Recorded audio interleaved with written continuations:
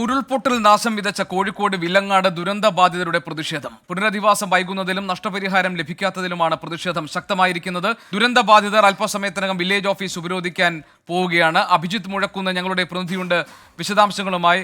അഭിജിത്ത്, ഈ വിലങ്ങാട് ദുരന്ത ബാധിതർ പ്രതിഷേധ രംഗത്തുള്ളത്, അവരുടെ പുനരധിവാസം കൃത്യമായി നടക്കുന്നില്ല, നഷ്ടപരിഹാരം ഇതുവരെ പ്രഖ്യാപിച്ചതല്ലാതെ ഒന്നും ലഭിച്ചിട്ടില്ല എന്നുള്ളതാണ്.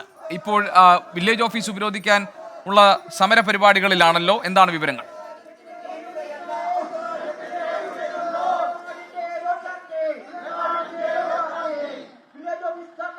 ഗോപി, നഷ്ടപരിഹാരം വൈകുന്നതിനെതിരെയും പുനരധിവാസത്തിൽ ഒരു കാലതാമസം ഉണ്ടാകുന്നതിനെതിരെയും ഒക്കെയുള്ള വിലങ്ങാടുകാരുടെ പ്രതിഷേധമാണ് ഇപ്പോൾ ഇവിടെ നടന്നുകൊണ്ടിരിക്കുന്നത്. വില്ലേജ് ഓഫീസിന് മുന്നിൽ ഉപരോധ സമരമായി തങ്ങളുടെ പ്രതിഷേധം അറിയിക്കാനുള്ള ഒരു നീക്കമാണ് വിലങ്ങാടുകാർ നടത്തുന്നത്. ഇപ്പോൾ ഉരുൾപൊട്ടിയിട്ട് 4 മാസം പൂർത്തിയാവുകയാണ്. പക്ഷേ പ്രത്യേക പാക്കേജ് അനുവദിക്കുമെന്നുള്ള സർക്കാരിന്റെ ആ ഒരു ഉറപ്പ് ഇതുവരെ പാലിക്കപ്പെട്ടിട്ടില്ല എന്നുള്ളതാണ് ഇപ്പോൾ ഈ ഒരു പ്രതിഷേധത്തിലേക്ക് ഇവരെ നയിച്ചിട്ടുള്ളത്. ഇവിടെ നിരവധി പേർ ഈ ഒരു പ്രതിഷേധ സമരത്തിൽ പങ്കെടുക്കുന്നുണ്ട്. നമുക്കറിയാം, ആൾനാശം ഉണ്ടായില്ലെങ്കിൽ കൂടി ഒരു മരണമാണ് ഈ വിലങ്ങാട് ഉരുൾപൊട്ടലുമായി ബന്ധപ്പെട്ടുണ്ടായത്. പക്ഷേ നിരവധി പേർക്ക് വീടുകൾ നഷ്ടപ്പെട്ടു, നിരവധി പേർക്ക് തങ്ങളുടെ സമ്പാദ്യങ്ങൾ നഷ്ടപ്പെട്ടു.